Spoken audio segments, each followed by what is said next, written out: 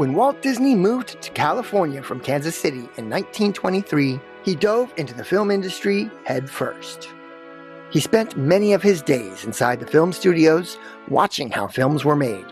Walt wanted to be in with the movie moguls because the thing about Hollywood was a new place.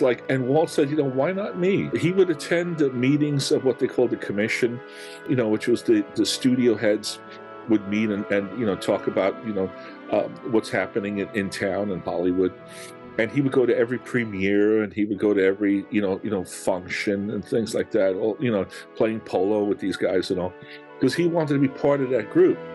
Well, they were like, well, you're the cartoon guy.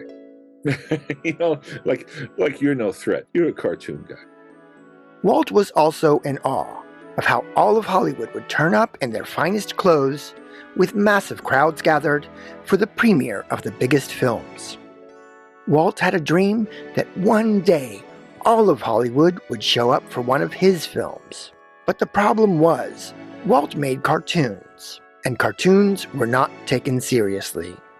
In 1929, Walt began diversifying. He took a break from Mickey Mouse and produced his very first silly symphony, The Skeleton Dance. At that time, people only wanted Disney to create Mickey Mouse films. They didn't want anything else. But Walt convinced Carthay Circle Theater owner Fred Miller to take a chance and book Skeleton Dance into his theater in August of 1929. The massive success of this short film opened the door for Walt to ask the theater owner for another favor 9 years later. Carthay Circle Theater would host the premiere of the world's very first feature-length animated cartoon, Snow White and the Seven Dwarfs.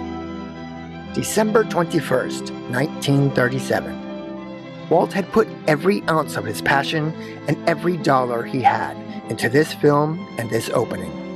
Critics dubbed the film Disney's Folly, for they doubted that anyone would want to see Walt's film and that Disney had produced a flop.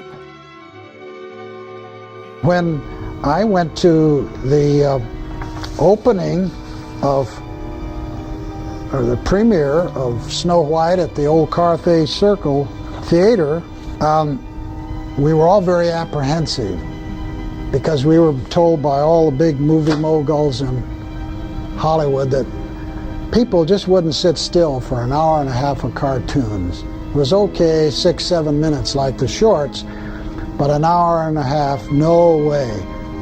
Big reason was that you run out of funny things to do. See, their idea, and of course it was our early idea, you had to have a laugh a minute. And they couldn't sit still for an hour and a half because the bright colors would hurt your eyes. Everybody get up and walk out of the...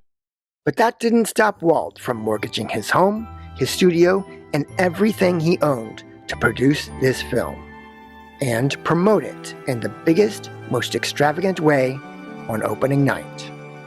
Walt Disney built an elaborate dwarf village that stretched 2 blocks in the middle of the avenue leading up to the theater. This dwarf land included an exact replica of the dwarf cottage from the film, a working water wheel, and a diamond mine. Bleachers were set up to hold 4,000 fans, but almost 40,000 showed up. A full orchestra and singers from the film entertained the crowd outside of the theater. It was a massive event, and all of Hollywood came to the premiere. Some of the stars were Disney fans and attended out of genuine interest, while other celebrities attended out of obligation. Their attitudes as they entered the theater were slightly or overtly arrogant. After all, this was just going to be a little cartoon, and a flop at that. These celebrities that attended with varying degrees of excitement or disinterest included the biggest stars of that day. It was such a well-attended event that neither Adriana Caselotti, who voiced Snow White, nor Harry Stockwell, who voiced Prince Charming, had a ticket. After being denied entry, Adriana stated, "But I'm Snow White, and this is Prince Charming." But no ticket, no entry. So Snow White and Prince Charming waited, and snuck in when the ticket lady wasn't looking. They ran upstairs to one side of the balcony and stood there, to watch themselves on the screen. As the film began, the audience seemed a little anxious. Then they chuckled at the first little gags. Gradually, there was an energy, a buzz, a joy that spread throughout the entire theater. They not only applauded the songs, they not only applauded the animation, they even applauded the background and the layouts when no animation was on the screen. Layout artist Ken O'Connor recalled this story to the Animation Guild. The audience broke into applause 2 different times just for the layouts and painting. No characters were even on the screen. The shot of the Queen's castle above the mist and the marsh received applause. I was sitting next to John Barrymore, and he was bouncing up and down in his seat. He was so excited. He was an artist, of course, and he knew the kind of work that went into something like that, and he appreciated it. I sat about 2/3 of the way back, and here were all the luminaries of Hollywood all around. Especially I saw Clark Gable and Carole Lombard and the rest of them.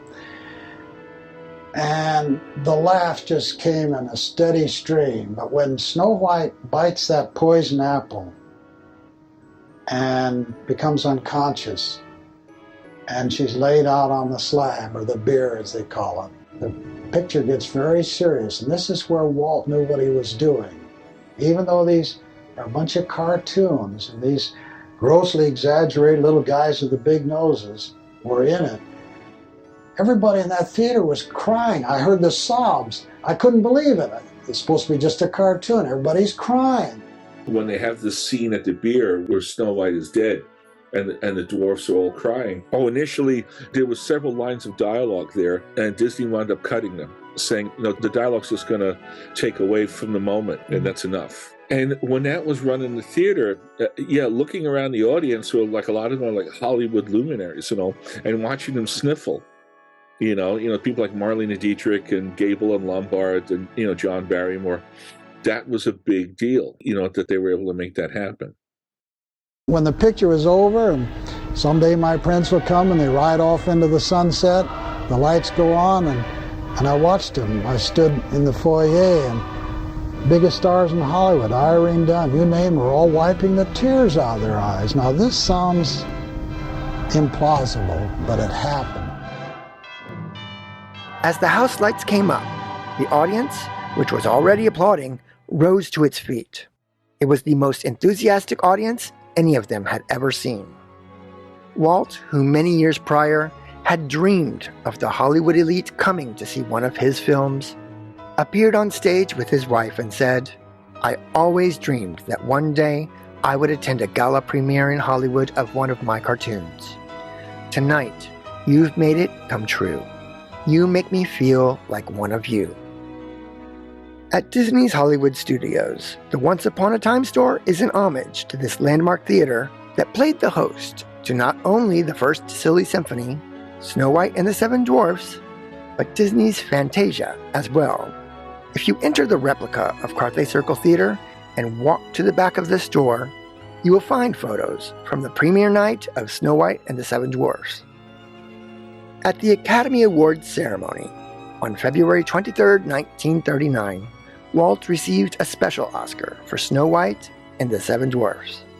It was presented by a 9-year-old Shirley Temple, who had been at the premiere and posed for pictures with the costumed dwarves that were only slightly taller than her. I'm sure the boys and girls in the whole world are going to be very happy when they find out that the daddy of Snow White and the Seven Dwarfs, Ferdinand, Mickey Mouse, and all the others, is going to get this beautiful statue. Isn't it bright and shiny? Oh, it's beautiful. Aren't you proud of it, Mr. Disney? Well, I'm so proud I think I'll bust. I think that Mickey Mouse and Ferdinand and Snow White and all the dwarfs are going to be very proud that you presented it. I'm glad. The final box office gross for the first release of Snow White was close to $8.5 million, making it the highest grossing Hollywood film up to that time. This was when the average ticket price for adults was $0.25 and $0.10 for children.